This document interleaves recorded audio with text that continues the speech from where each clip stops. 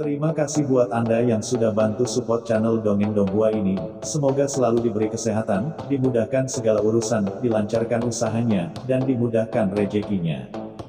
Bagi yang baru bergabung, jangan lupa bantu subscribe. Aktifkan tanda lonceng. Klik like, komen, dan share channel Mimin ke penjuru alam semesta. Oke, silahkan pasang headset dan siapin secangkir kopi. Mari kita kancutin ceritanya. Martial Master, bab 5811-5815. Channel Dongeng Donghua. Bab 5811. Pertaruhan yang mengejutkan. Adegan ini mengejutkan Chu Yueli dan yang lainnya. Bahkan Moyun Gubo di kejauhan tiba-tiba berubah warna. Apakah Sage Agung Yilong benar-benar dibunuh oleh Qin Chen? Dia? Beraninya kamu. Wow. Qin Chen mengangkat tangannya, dan harta serta material yang tak terhitung jumlahnya di Yilong Great Sage, seperti beberapa baju besi, harta luar angkasa, dan lain-lain. Semuanya jatuh ke tangannya. Melihat tubuh Yilong Great Sage berubah menjadi abu, Saroye menjilat lidahnya, merasa sedikit kecewa. Meskipun tubuh petapa agung Yilong, yang telah kehilangan hati Kaisar Agung, tidak memiliki banyak nutrisi dan energi untuk diserapnya, kaki nyamuk bukanlah daging. Akan sangat sia-sia jika memusnahkannya secara langsung. Oh, aku tidak tahu apa yang dipikirkan orang dewasa.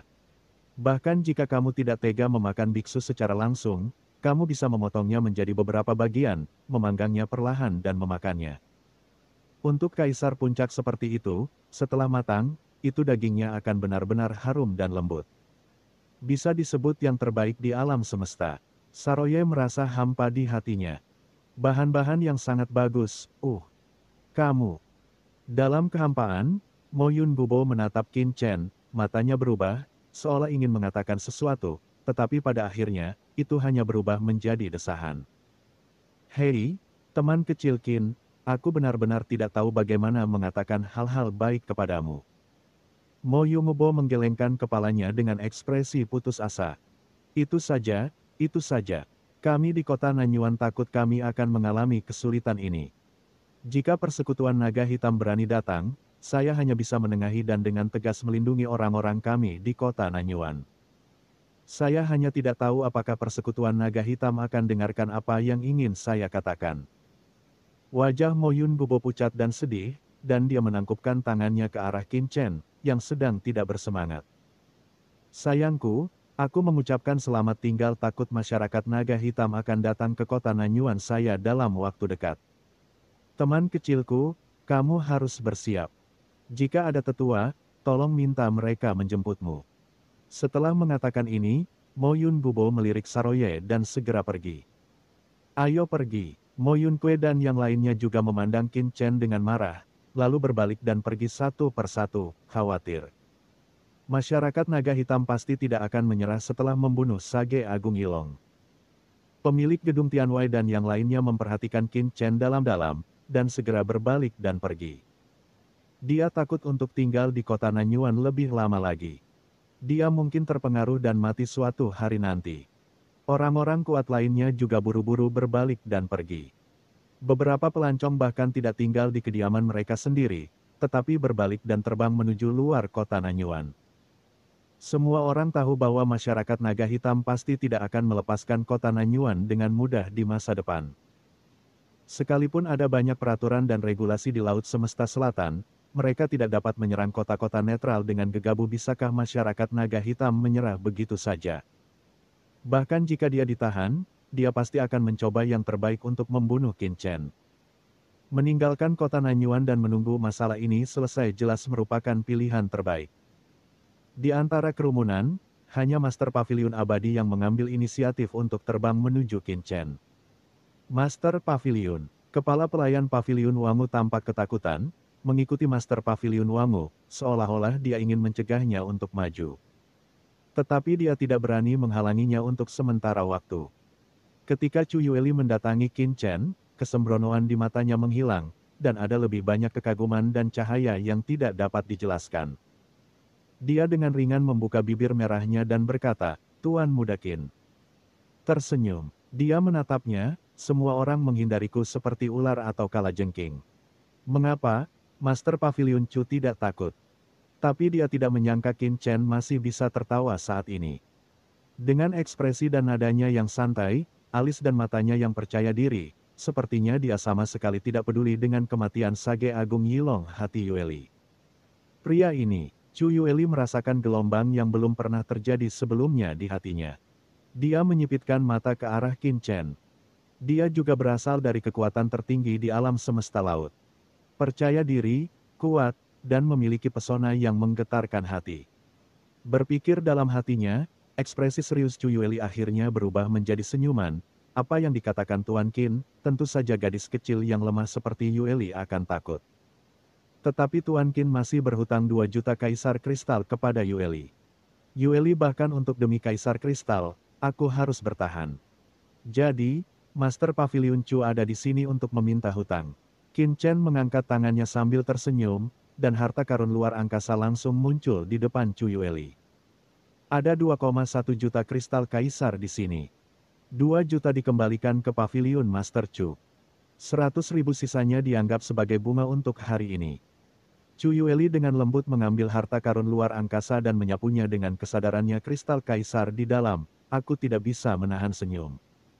Dengan ketertarikan 100.000 kristal kaisar, Tuan Qin sangat memperhatikan manusia.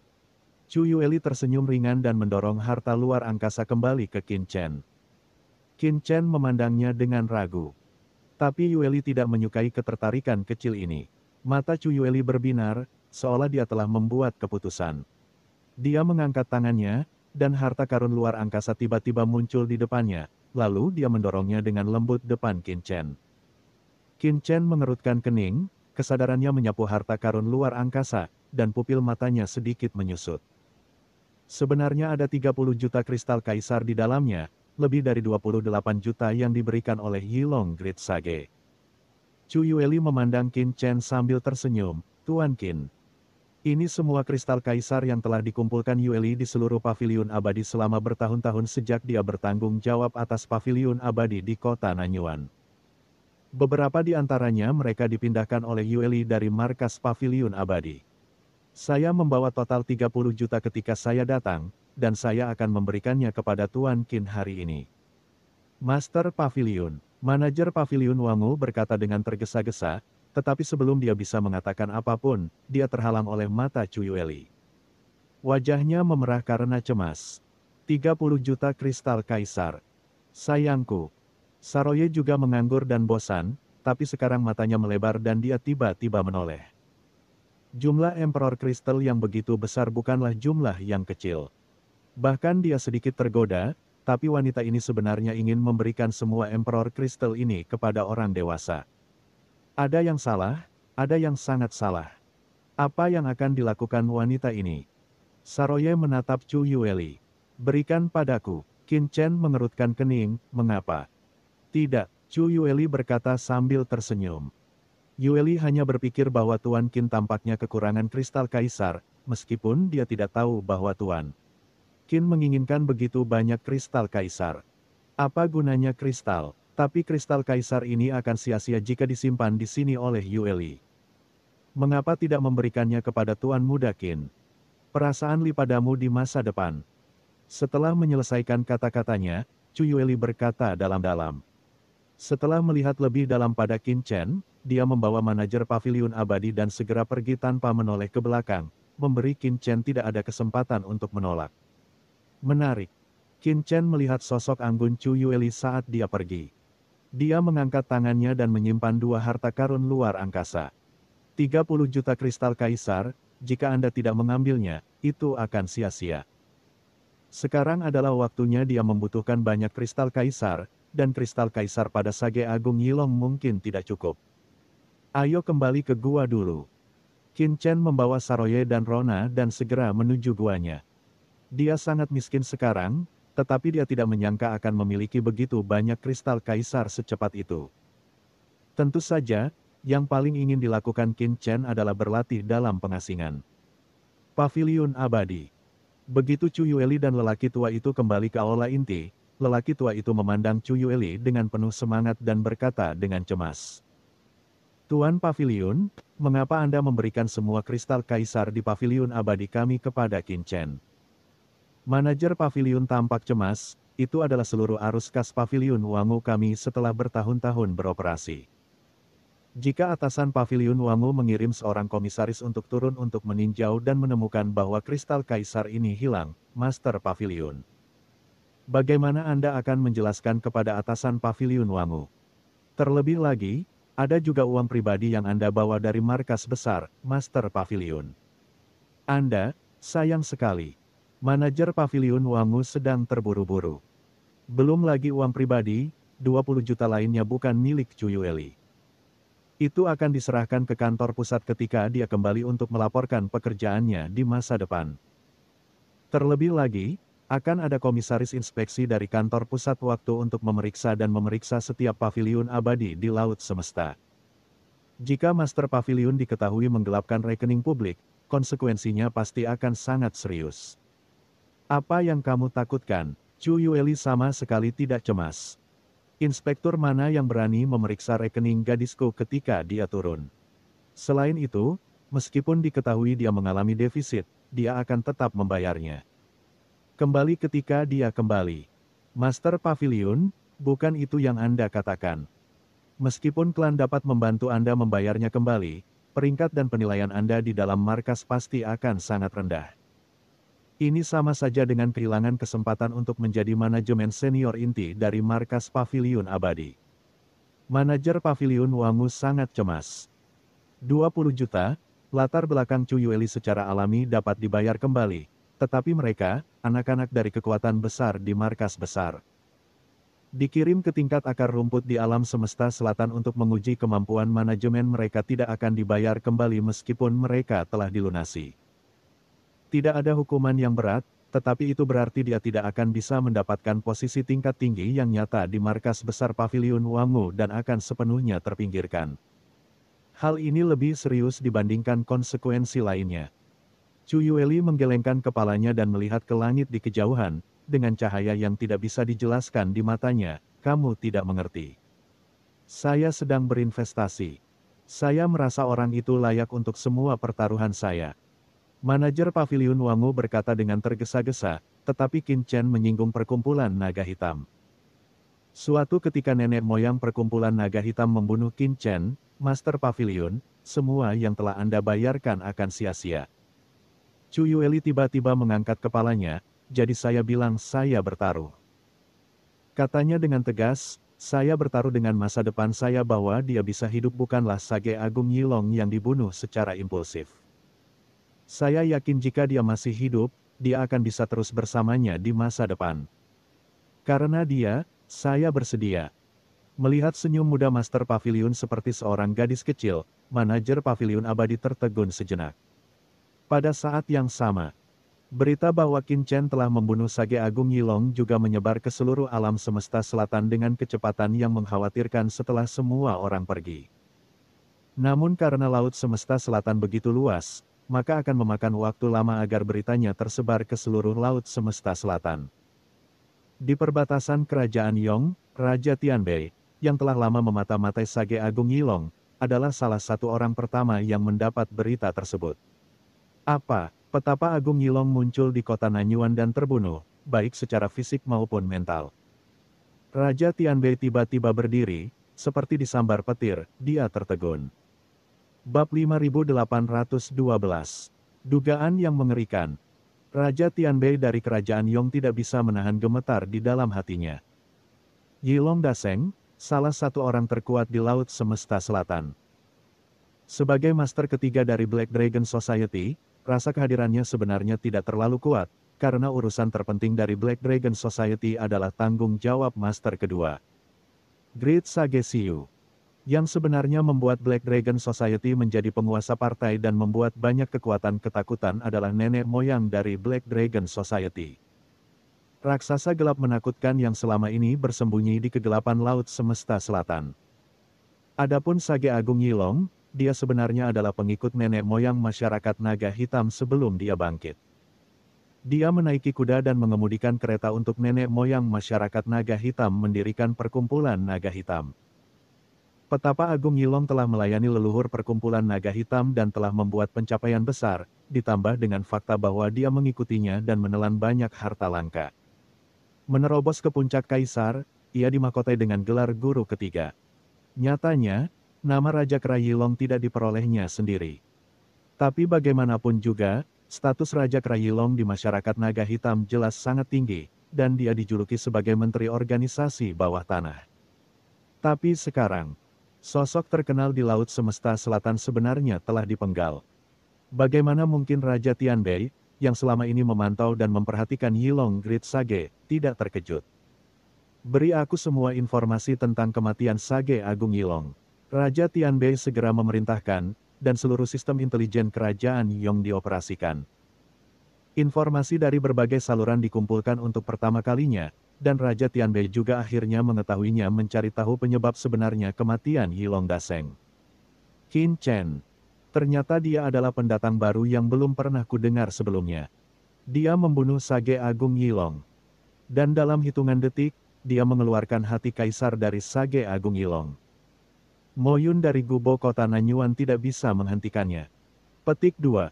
Terlebih lagi, orang ini diikuti oleh murid langsung klan Komodo, Yarosa, memanggilnya Tuan. Terlebih lagi, orang ini diikuti oleh murid langsung klan Komodo, Yarosa, memanggilnya Tuan. Murid Raja Tianbei menyusut, dan dia diam-diam terkejut. Yarosa, tidak, dalam jaringan intelijen kerajaan Yong kita, tidak ada nama seperti itu di antara garis keturunan langsung klan Komodo.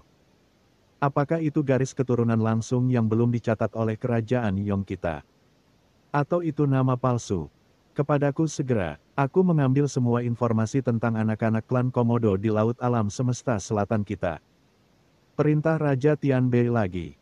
Sebagai kekuatan ilahi yang paling dominan di Laut Semesta Selatan, jaringan intelijen kerajaan Yong jelas termasuk yang terbaik di seluruh Laut Semesta Selatan. Tepat di wilayah Laut Semesta Selatan ini, kendali intelijen kerajaan Yong atas alam semesta ini, bahkan di atas paviliun abadi tersebar di seluruh lautan alam semesta. Dengan mesin intelijen besar kerajaan Yong, semua informasi tentang klan Komodo di seluruh lautan alam semesta selatan segera dikumpulkan. Menemukannya, Raja Tianbei membuka salah satu informasi dan terkejut. Saroye, putra bungsu dan ketujuh Iwagura, tetua terakhir klan Komodo, muncul di Laut Kosmos Selatan pada era terbaru. Dia dicurigai berpartisipasi dalam misi pelatihan klan untuk pewaris dan berkeliaran di kosmos. Laut, Saroye, Yerosa. Mungkinkah ini kebetulan?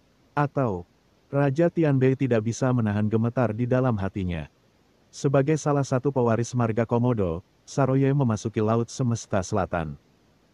Selama dia muncul, secara alami dia akan dicatat oleh orang-orang yang berkepentingan dan dikumpulkan ke dalam kekuatan besar dan memprovokasi dia. Datang ke permusuhan dari klan Komodo. Menurut catatan, sejak Saroye ini muncul di Laut Semesta Selatan pada abad yang lalu, kemungkinan besar dia belum meninggalkan Laut Semesta Selatan. Jika Saroye ini benar-benar Saroye, maka Raja Tianbei tidak bisa bantu aku menghirup udara. Ada perbedaan besar antara Komodo biasa, keturunan langsung marga Komodo, dan salah satu pewaris marga Komodo. Sebagai sesepuh terakhir marga Komodo, status Imagora menduduki peringkat tinggi di seluruh marga. Menurut mekanisme pacuan kuda marga Komodo, anak-anaknya berpeluang menjadi anggota marga Komodo masa depan klan besar. Dan orang seperti itu sebenarnya memanggil Qin Chen, Tuan. Tidak apa-apa, kuncinya adalah menurut intelijen. Ketika Yerosa menerobos alam sebelumnya, nenek moyang marga Komodo pernah mengunjungi kota Nanyuan. Banyak informasi yang terkumpul, dan Raja Tianbei langsung memahami keseriusan masalah ini. Saya harus segera melaporkan informasi ini kepada penguasa kerajaan. Raja Tianbei mengambil keputusan dan segera menghubungi penguasa kerajaan Yong. Penguasa kerajaan. Raja Tianbei datang ke ruang rahasia dan mengaktifkan harta karun itu. Sebagai dewa perang kerajaan Yong, dia memiliki status superior dan secara alami memiliki sarana untuk menghubungi penguasa kerajaan Yong secara langsung. Tianbei, kenapa kamu menghubungiku? Suara itu datang dari jauh, dan di dalam kehampaan, sesosok tubuh tidak bisa terlihat dengan jelas. Tapi itu memancarkan aura menakutkan yang tak ada habisnya, membuat kehampaan itu bergetar hebat pikiran Raja Tianbei. Raja Tianbei langsung terlihat hormat. Tuan Kerajaan Yong. Sebagai pendiri kerajaan ilahi yang kuat, bahkan jika Anda melihat seluruh alam semesta, itu adalah keberadaan yang sangat menakutkan. Yang mulia, peristiwa besar terjadi di kota Nanyuan belum lama ini. Petapa Agung Yilong dari masyarakat naga hitam dibunuh oleh orang kuat misterius bernama Qin Chen. Raja Tianbei mulai melaporkan. Dia melaporkan semua tebakannya dan mengumpulkan informasi intelijen kepada penguasa Yong secara rinci. Hanya jika statusnya cukup tinggi, dia memiliki kualifikasi untuk mengganggu pemimpin kerajaan Yong dan melaporkan secara detail di hadapannya. Oh, aku tidak menyangka sosok seperti itu akan muncul di laut alam semesta selatan kita. Penguasa kerajaan Yong memiliki senyuman di wajahnya. Jika orang itu Zhang Jue tahu bahwa tunggangannya benar-benar dipenggal, aku akan melakukannya, takut dia akan marah. Benar. Zhang Jue, nenek moyang masyarakat naga hitam, hanya pemimpin kerajaan Yong yang berani memanggilnya dengan nama ini. Tuan, bawahan itu. Karena orang ini membunuh Sage Agung Yilong, dia adalah musuh dari masyarakat naga hitam, musuh dari musuh, dan dia adalah sekutu alami kita. Terlebih lagi, mungkin ada seseorang di belakang dia. Klan Komodo. Pemimpin kerajaan Yong berpikir sejenak, dalam hal ini, tubuh Yang Jue dan saya berkeliaran di alam rahasia khusus yang sama. Kami seharusnya tidak dapat mengambil tindakan untuk saat ini. Anda dapat melakukannya sesuai dengan ide Anda sendiri, tetapi Anda dapat menjalin hubungan baik dengan Qin Chen. Takdir. Beberapa perintah dengan cepat memasuki pikiran Raja Tianbei. Tentu saja, Qin Chen tidak tahu bahwa pembunuhannya terhadap Sage Agung Yilong sebenarnya menarik perhatian penguasa kerajaan Yong. Pada saat ini, dia telah kembali ke guanya bersama Saroye dan Rona. Selain itu, Qin Chen tidak memanggil Luona, atau bahkan menanyakan secara detail mengapa Sage Agung Yilong mengejarnya. Sebaliknya, dia segera memasuki ruang rahasianya dan mengasingkan diri. Setelah mendapatkan begitu banyak kristal kaisar, yang paling perlu dilakukan Qin Chen adalah mengkonsolidasikan kekuatannya sesegera mungkin, dan yang lainnya harus dilakukan kemudian. Berikan saja pada Saroye dulu. Dan Saroye tidak mengatakan apapun kepada Rona.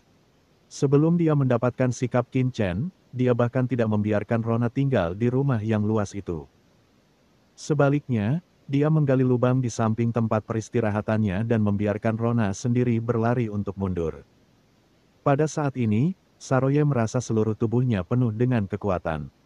Dia samar-samar merasa bahwa selama dia bisa sepenuhnya melahap dan menyempurnakan kekuatan di hati petapa Agung Yilong, dia mungkin bisa langsung memasuki alam dewa. Mendiang Kaisar. Bagaimana saya bisa punya waktu untuk memperhatikan Lorna? Di dalam lubang besar di tanah, Lorna benar-benar terpana saat melihat gua yang baru digali yang masih berbau tanah segar dan sama sekali tidak dijaga. Qin Chen dan Saroye sama sekali tidak peduli dengan warisan keluarga yang sangat diperhatikan oleh penatua Gao Lu dan bibinya, serta seluruh tanah suci Tai, dan bahkan Sage Agung Yilong. Apa yang membuatnya paling sulit dipercaya adalah dia bahkan bisa masuk dan keluar gua Qin Chen dengan bebas, dan pihak lain tidak membatasi keberadaannya. Bahkan jika dia langsung pergi sekarang, Qin Chen dan Saroye mungkin tidak akan menghentikannya. Ini sangat mengejutkannya. Kepahitan mau tidak mau muncul dari sudut mulutnya. Namun kali ini, dia tidak bertindak bodoh. Sebaliknya, dia kembali ke gua yang digali Saroye untuk dirinya sendiri, menyesuaikan suasana hatinya, menutup matanya dan mulai berlatih. Dia sudah mengerti bahwa di dunia hutan ini, mereka yang tidak memiliki kekuatan yang cukup hanya bisa dibantai oleh orang lain. Di ruang rahasia, Qin Chen duduk bersila, dengan sejumlah besar kristal kekaisaran ditempatkan di sekitar tubuhnya. Ledakan. Sejumlah besar kristal kekaisaran hancur dalam sekejap, dan kekuatan hukum jalan yang menakutkan itu seperti naga besar, berkumpul di tubuh Qin Chen dari segala arah, memperkuat budidayanya. Itu juga memenuhi tubuh lapar yang baru saja dia bentuk setelah menerobos mendiang kaisar. 30 juta dari paviliun abadi, 28 juta dari Sage Agung Yilong, ditambah 7.788 kristal kaisar tersebar yang dijarah oleh Sage Yilong Agung dari Tanah Suci Tai, total 780 juta kristal kaisar. Seolah-olah aliran deras yang tak terhitung jumlahnya terus memasuki kin tubuh Chen. Dengan tambahan sejumlah besar hukum Dao, tubuh fisik Qin Chen menjadi lebih kuat dan tangguh, dan aliran kekuatan ilahi mengalir ke tubuhnya. Evolusi tubuh fisik. Begitu Qin Chen memikirkannya, kekuatan kacau hukum agung di tubuhnya terus melonjak, membuat tubuh fisiknya lebih kuat dan menakutkan. Boom! Sejumlah besar kekuatan hukum jalan besar dituangkan ke dalam tubuh dewa sempurna dari jalan besar, menyebabkan tubuh dewa Qin Chen berangsur-angsur berubah. Tubuh ketuhanan Tao saya yang sempurna jauh melampaui tubuh fisik seorang kaisar agung biasa, dan juga menggabungkan jejak kekuatan dimensi tinggi. Kali ini saya telah menembus kaisar agung tahap akhir. Dan saya tidak tahu caranya lama waktu yang dibutuhkan tubuh dewa saya untuk tumbuh hingga batasnya. Qin Chen merasa bahwa tubuh dewanya sepertinya mengering. Di gurun, tidak peduli berapa banyak kekuatan dewa yang berasal dari hukum agung, itu akan diserap secara instan. Ibarat lautan kering, air dari sungai-sungai yang mengalir ke dalamnya tidak bisa terisi dalam waktu singkat. Untungnya, tubuh Tao saya yang sempurna menyerap energi dan mengubahnya dengan sangat efisien. Qin Chen diam-diam mensubscribe channel Dongeng Donghua dan menghela nafas. Dan asal-usul saya terhubung ke alam semesta awal, dan seluruh alam semesta awal membantu saya menyerapnya. Tubuh-tubuh Dao ilahi yang sempurna perlu menyerap terlalu banyak energi. Bahkan jika seorang kaisar tahap akhir biasa memiliki kristal kaisar, itu akan membutuhkan waktu yang tidak ada habisnya, setidaknya dihitung dalam basis 10.000 tahun. Tapi kekuatan dimensi tinggi Qin Chen mengubah energi terlalu cepat, dan saat dia menyerap hukum jalan besar, seluruh alam semesta awal juga bertransformasi untuknya. Ini sungguh sangat menakutkan. Bab 5813. Gelisah. Kecepatan transformasi tubuh ilahi Dao sempurna saja lebih dari 100 kali lipat dari kaisar dewa biasa. Ditambah dengan transformasi dimensi tinggi, itu 100 kali lipat lebih cepat dari keadaan normal. Artinya, kaisar tahap akhir lainnya membutuhkan 10.000 tahun untuk menyerap dan memurnikan kristal kekaisaran. Tetapi Qin Chen hanya membutuhkan 1 tahun untuk menyempurnakannya sepenuhnya. Ini hanyalah pemurnian tubuh murninya, dan asal-usulnya terintegrasi dengan alam semesta awal.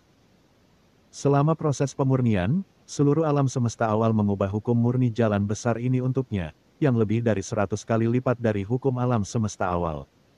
Yang lain, secara keseluruhan, Qin Chen dapat memurnikan dan menyerap Imperial Crystal hanya dalam beberapa hari, yang mana kaisar lain kemudian membutuhkan waktu 10.000 tahun untuk menyempurnakannya.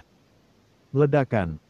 Kristal kekaisaran yang tak terhitung jumlahnya terbakar, dan hukum jalan yang mengepul seperti naga panjang, mengalir ke tubuh Qin Chen dengan gila-gilaan. Kekuatan kaisar agungku diisi ulang secara diam-diam. Hanya dalam beberapa saat, itu telah dimurnikan beberapa kali.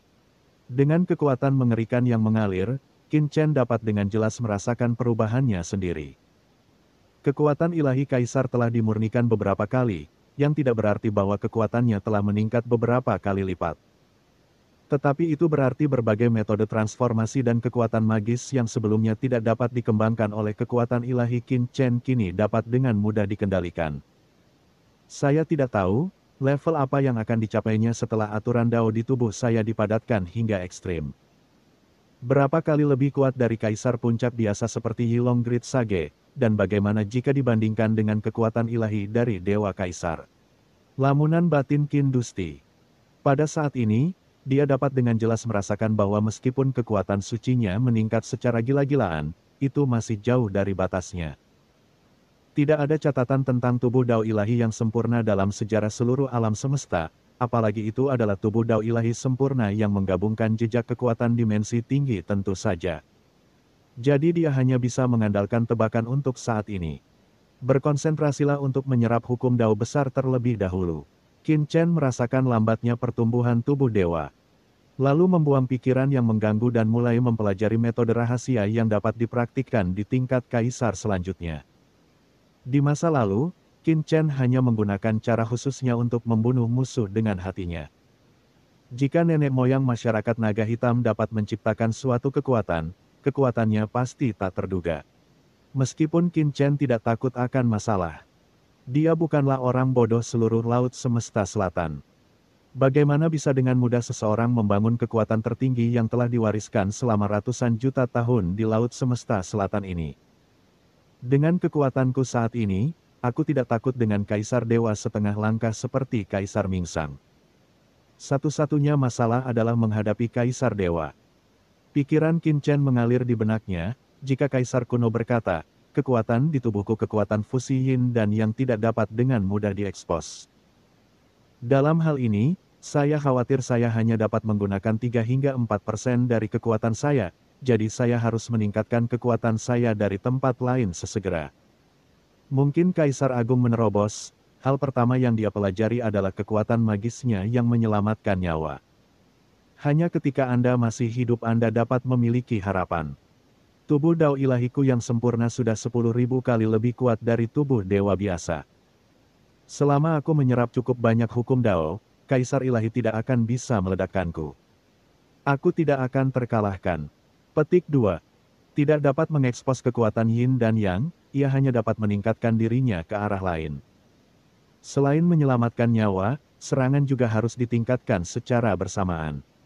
Qin Chen menyadari bahwa beberapa hal yang dia peroleh di dunia bawah, seperti kekuatan sungai mayat hidup dan kekuatan sungai dosa, tidak dapat dilakukan. Lagi terekspos, tetapi kekuatan laut mati adalah untuk membalikkan kematian Kaisar Dewa Senior. Dia tetap tinggal, dan Kaisar Dewa Pembunuh Senior berasal dari dunia manusia, tetapi dia bisa melakukan penelitian. Jika Anda tidak mengumpulkan langkah, Anda tidak dapat mencapai 1000 mil. Jika Anda tidak mengumpulkan aliran-aliran kecil, Anda tidak akan bisa membentuk sungai atau laut.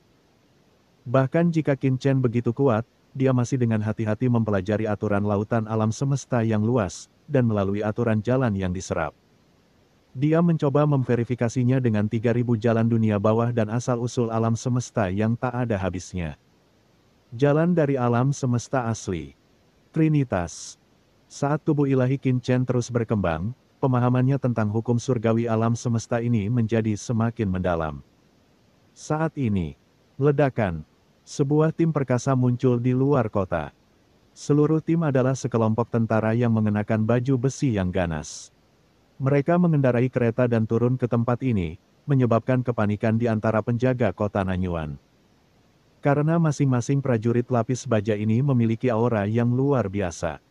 Total ada 50 prajurit lapis baja, semuanya dibudidayakan oleh Kaisar Agung. Tentara perkasa Kerajaan Yong. Itu adalah pasukan andalan di bawah komando Raja Tianbei, Dewa Perang Kerajaan Yong. Kalau begitu, lencana di kereta ini adalah kendaraan Raja Tianbei dari Kerajaan Yong. Melihat para prajurit dan kereta ini, wajah seluruh penjaga kota Nanyuan berubah drastis. Kerajaan Yong adalah kerajaan dewa terkuat di Laut Semesta Selatan. Pemimpinnya dikatakan sebagai orang nomor 1 di Laut Semesta Selatan. Suara mendesing, suara mendesing. Suara mendesing.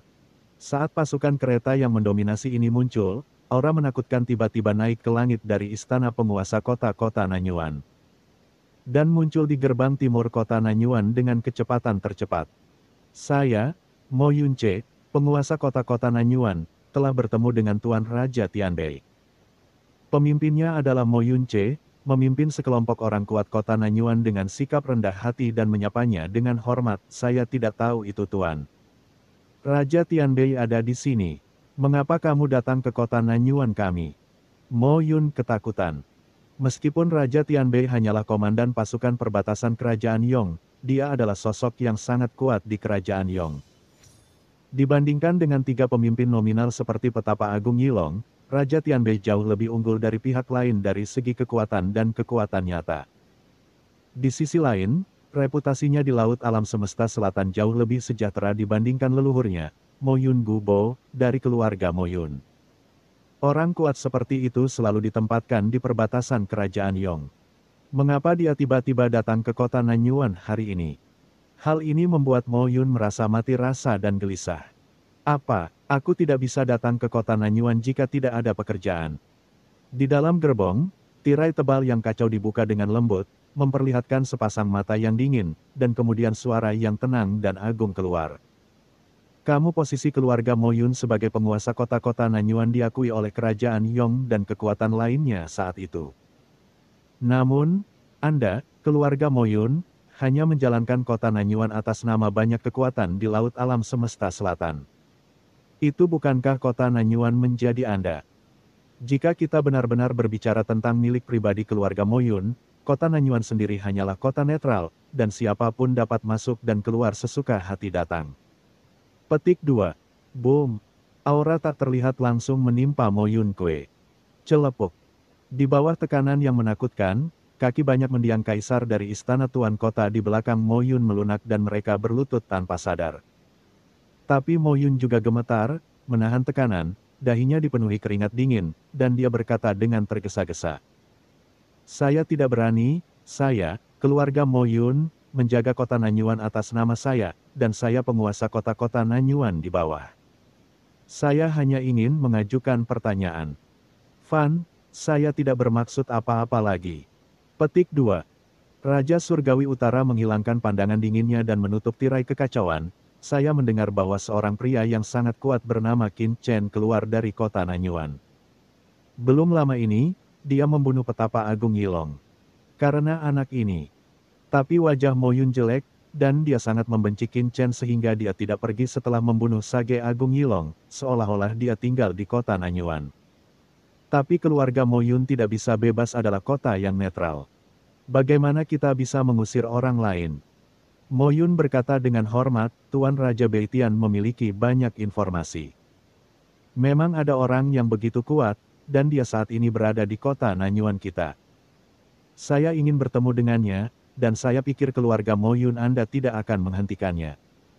Tanda tanya petik 2, Beitian Wang berkata sambil setengah tersenyum.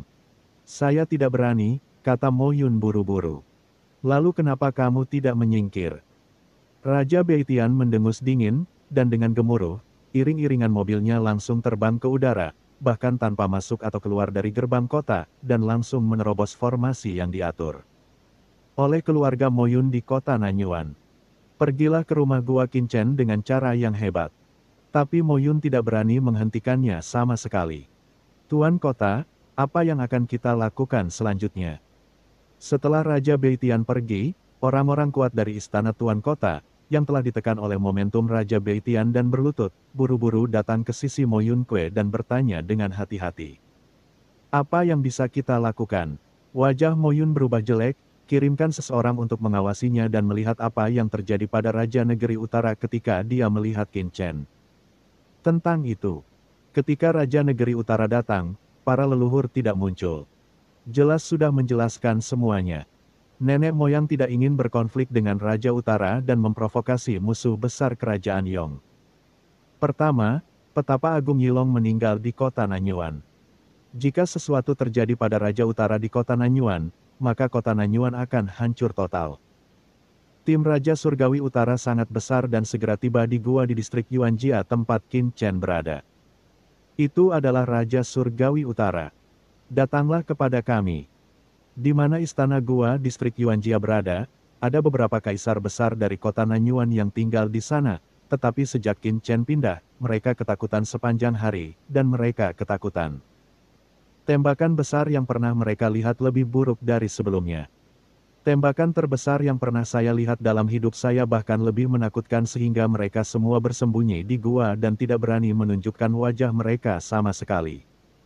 Dan dari jauh di luar gua di distrik Yuanjia, pikiran spiritual datang satu demi satu.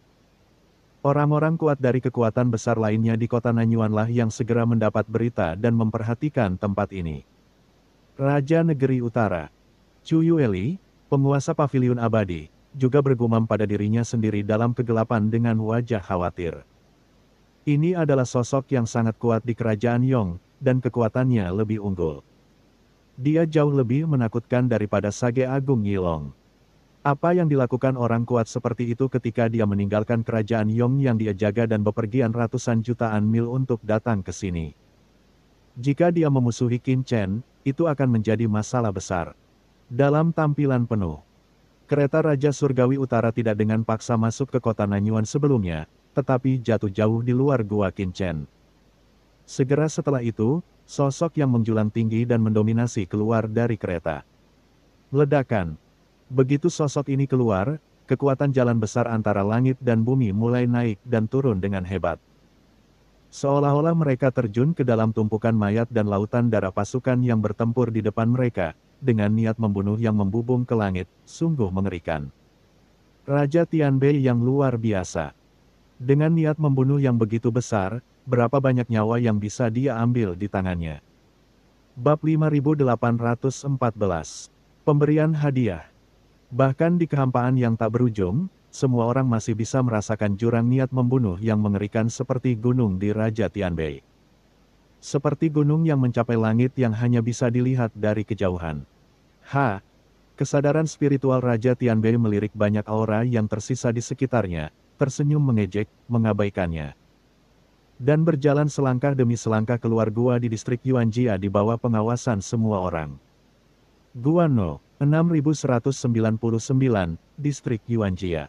Raja Tianbei melihat ke gua di depannya, dan di depan semua orang, dia melengkungkan tangannya, dan pada saat yang sama, suara keras langsung menyebar.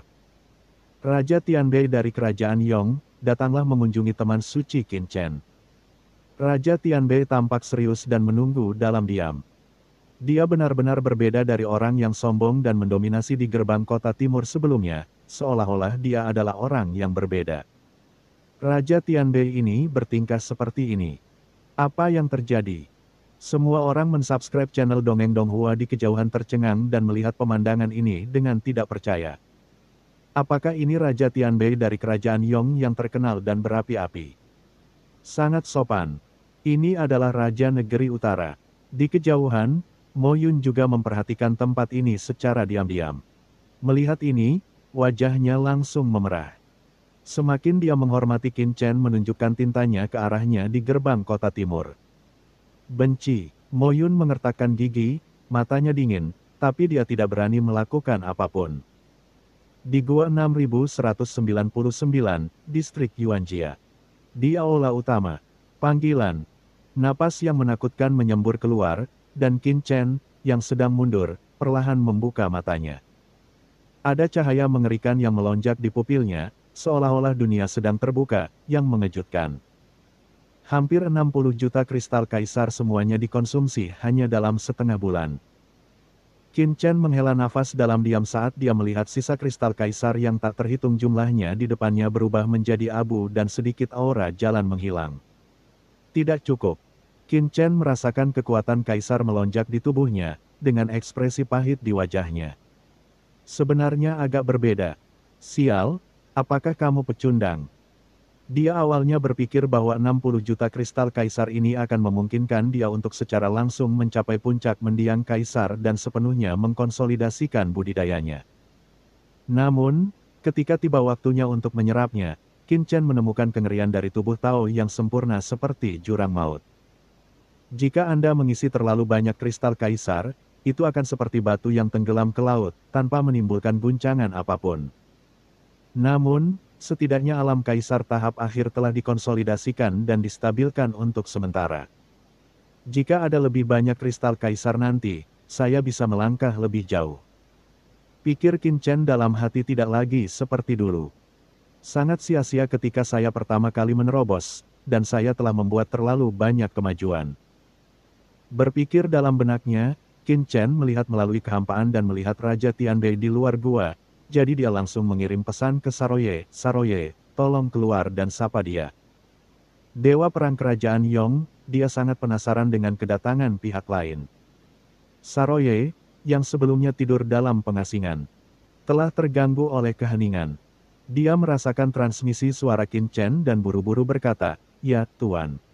Melihat ke pintu yang tidak bergerak, Raja Tianbei hanya berdiri diam di sana, tidak sabar atau tidak sabar.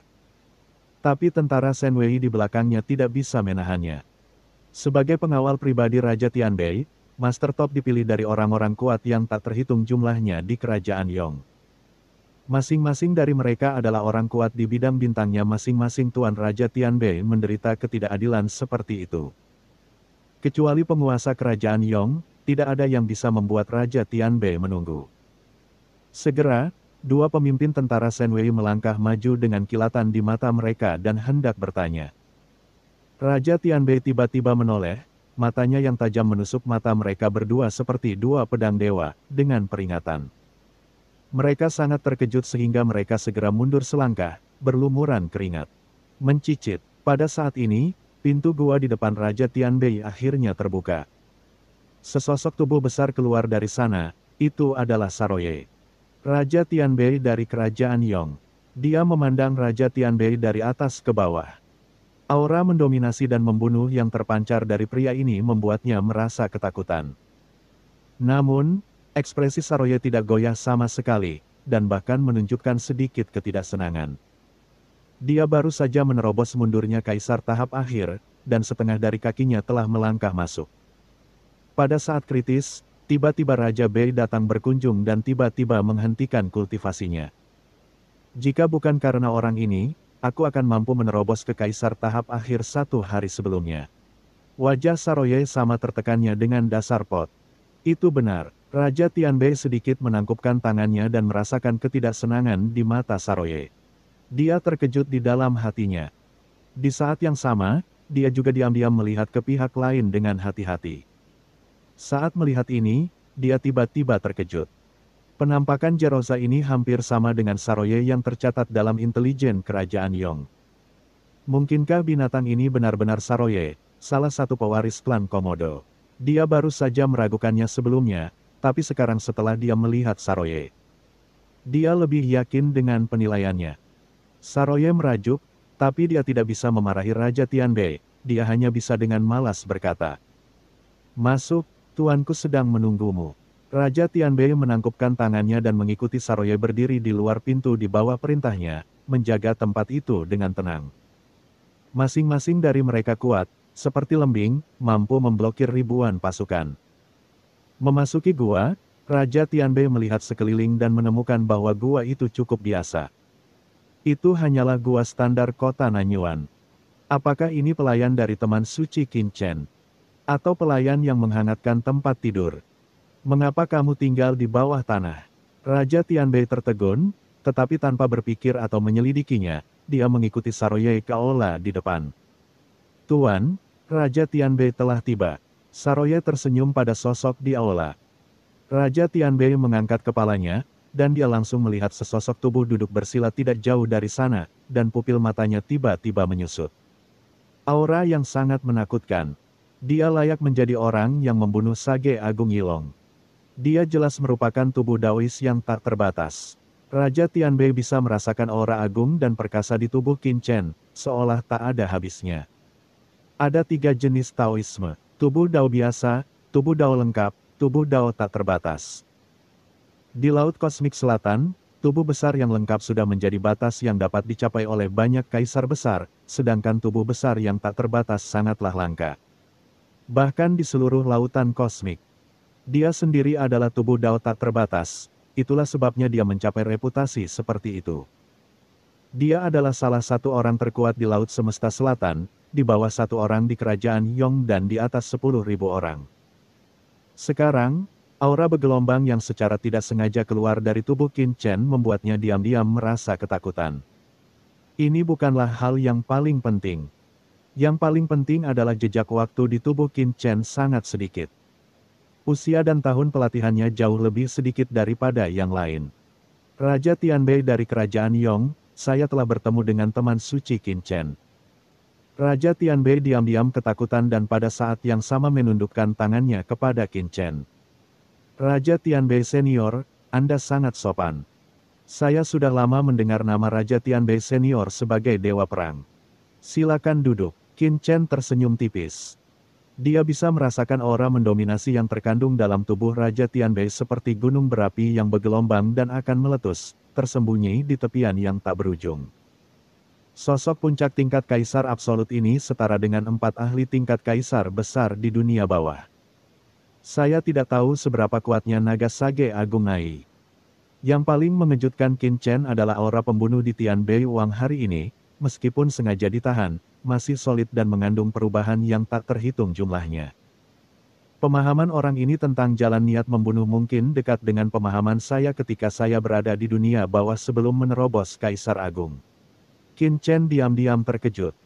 Meskipun dia hanya berada di puncak detasemen di dunia bawah dan bahkan bukan seorang kaisar yang hebat, dia telah memperoleh warisan niat membunuh laut mati dari kaisar dewa. Meskipun karena keterbatasan budidayanya, dia tidak dapat sepenuhnya memahaminya. Itu bukanlah sesuatu yang bisa dibandingkan dengan kaisar besar biasa. Hal ini menunjukkan teror Raja Tianbei. Saroye, sajikan anggurnya. Raja Tianbei duduk, dan Saroye segera menyajikan sepiring buah dan anggur berkualitas secara langsung. Terima kasih. Raja Tianbei tidak berani mengabaikannya, bahkan berterima kasih kepada Saraya. Jika Saraya benar-benar pewaris klan Komodo, dia tidak akan sanggup menanggungnya. Tolong, Qin Chen mengambil gelas anggur. Raja Tianbei juga mengisi cangkirnya sendiri dan berkata, silakan. Petik 2. Anggur kental masuk ke tenggorokannya, dan Raja Tianbei terkejut. Anggur ini terlalu biasa. Minuman saya rata-rata. Saya harap senior Raja Tianbei tidak keberatan, kata Qin Chen sambil tersenyum. Meskipun dia telah berlatih sebelumnya, pikiran spiritualnya menutupi dunia. Secara alami, dia tahu bahwa Raja Tianbei cukup menghormatinya. Qin Chen secara alami tahu bagaimana menghormati yang tua dan mencintai yang muda. Di mana itu? Raja Tianbei menangkupkan tangannya dengan kekaguman di wajahnya.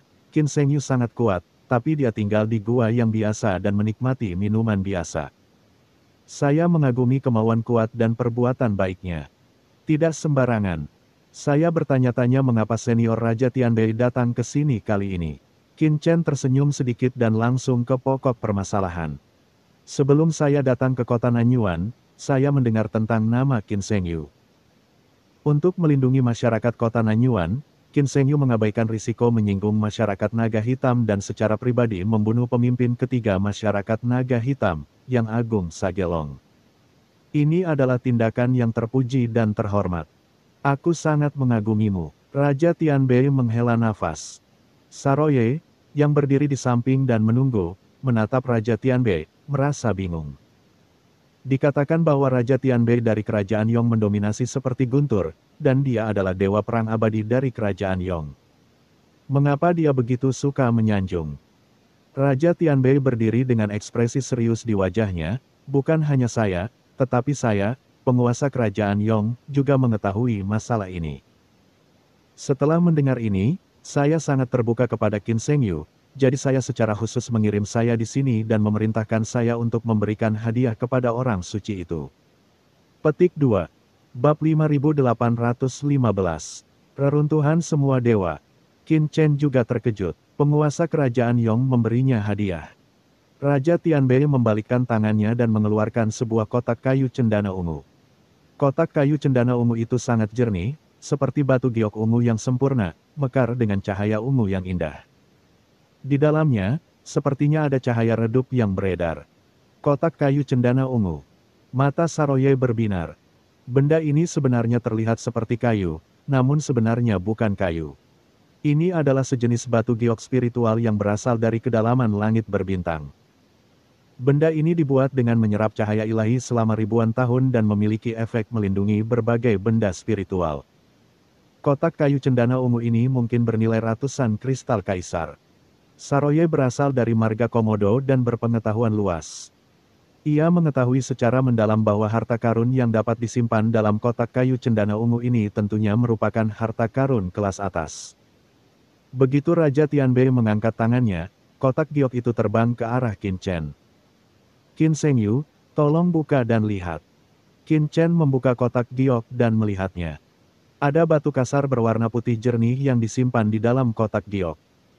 Ada urat rumit yang tak terhitung jumlahnya di dalam batu kasar putih ini. Batu di permukaannya memiliki kilau yang tertahan, dan itu bahkan menyebabkannya kekosongan di sekitarnya bergetar dan berputar. Menghadirkan penampilan yang aneh dan ganjil. Samar-samar, Qin Chen sepertinya melihat dunia terus berkembang dan muncul di ujung kehampaan. Qin Chen juga merasakan rasa keakraban di atas batu aslinya.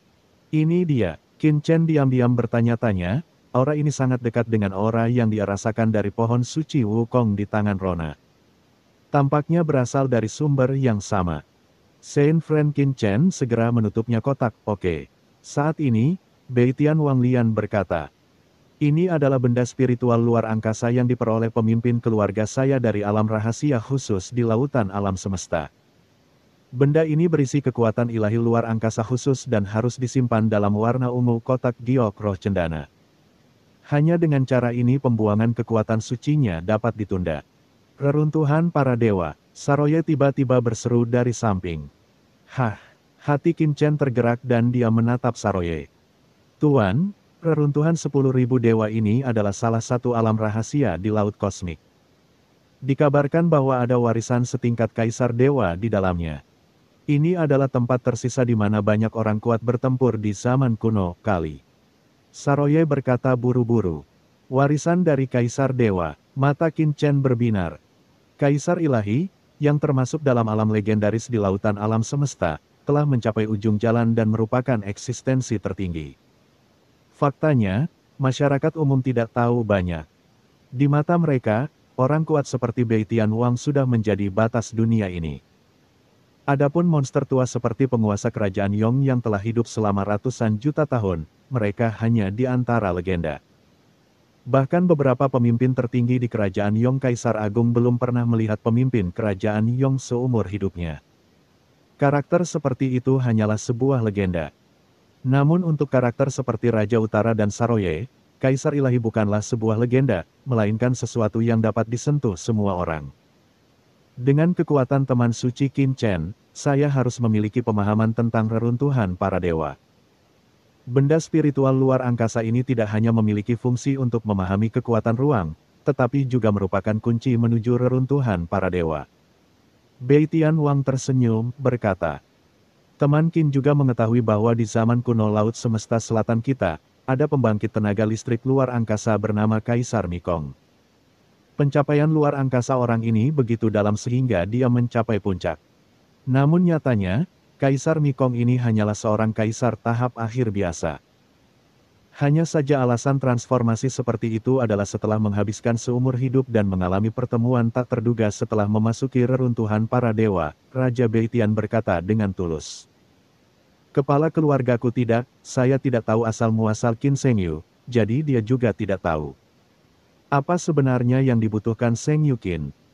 Harta, teknik rahasia, atau senjata biasa mungkin bukan yang diinginkan Shengyu Qin. Jadi saya meminta saya untuk membawa ruang ini secara spiritual. Objek dari reruntuhan 10.000 dewa. Saya mendengar bahwa Shengyu Qin berada di jalur luar angkasa.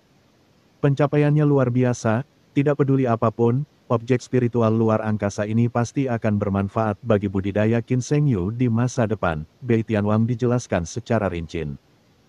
Terima kasih banyak, Tuan Yong, atas kebaikan Anda. Tuan dan senior Bei Tianwang tertarik. Qin Chen berkata sambil menyimpan kotak giok, saya akan menerima barang ini. Saya juga berharap senior Raja Bei Tian akan berterima kasih kepada Tuhan Yong untukku. Harta lainnya, Qin Chen mungkin dia tidak peduli. Tapi Qin Chen pasti tidak akan peduli dengan objek spiritual spasial yang bisa pergi ke reruntuhan para dewa. Menurut apa yang pernah dikatakan Kaisar kuno senior, reruntuhan 10.000 dewa ini sebenarnya berasal dari garis keturunan yang sama dengan jalan abadi kuno. Akhir dari reruntuhan 10.000 dewa adalah jalan abadi kuno, dan reruntuhan 10.000 dewa ini sebenarnya adalah bagian dari jalan abadi kuno. Berdirilah di depanku. Jika aku ingin pergi ke jalan abadi kuno di masa depan, inilah tempat yang harus aku lewati, kata Qin Chen dalam hati. Dia benar-benar memahami reruntuhan para dewa ini. Teman Qin Sheng, sama-sama. Raja Bei Tian merasa senang saat melihat Qin Chen menerima kotak giok itu. Ngomong-ngomong, penguasa negara kita juga memberitahuku bahwa dia sangat mengagumi Shengyu Qin. Raja Bei Tian melanjutkan. Penguasa negara berkata bahwa jika Shengyu Qin tertarik, dia bisa pergi ke negara kita, Yong, dan negara kita bersedia memberi Qin Shengyu status pemujaan. Nikmati banyak sumber daya negara kita Yong. Konsekrasikan. Qin Chen menyipitkan matanya. Raja Bei Tian tersenyum tipis, sahabat, mohon jangan meremehkan status ini sebagai seorang pemuja. Jika seorang sahabat suci bertugas sebagai pemuja di kerajaan Yong kita, dia akan dianggap sebagai salah satu dari kita. Jika sahabat suci itu bersedia, dia bisa pergi ke kediaman raja sebagai pemuja. Jika kamu bisa lulus ujian menerima murid, kamu bisa menjadi murid Tuhan. Namun, ujian menerima murid sangatlah sulit, tidak memiliki batas. Hanya satu orang yang telah melewatinya dan secara resmi diterima oleh Tuhan. Bawa dia ke bawah sektenya. Raja Beitian tampak iri dan berkata, ini adalah kesempatan besar. Meskipun dia sudah menjadi raja dengan perbedaan. Bermarga di kerajaan Yong, dia masih belum setinggi murid langsung penguasa kerajaan Yong. Menjadi murid penguasa kerajaan Yong, Qin Chen tercengang. Saroye hanya bisa melirik ke arah Raja Beitian, matanya sedikit terkejut. Imajinasi orang ini terlalu bagus, bukan? Apa yang harus dikatakan? Ingin makan kotoran. Terima kasih Tuan Yong dan senior Raja Tianbei atas kebaikan Anda. Qin Chen berkata sambil tersenyum.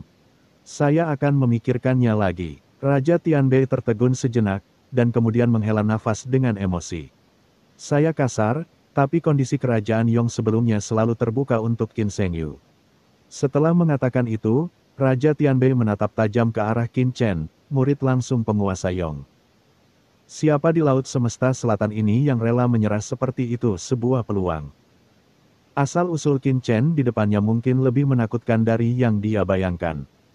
Magang, saya telah didukung oleh Kaisar Kuno Senior dan Kaisar Dewa Pembunuh Terbalik Senior.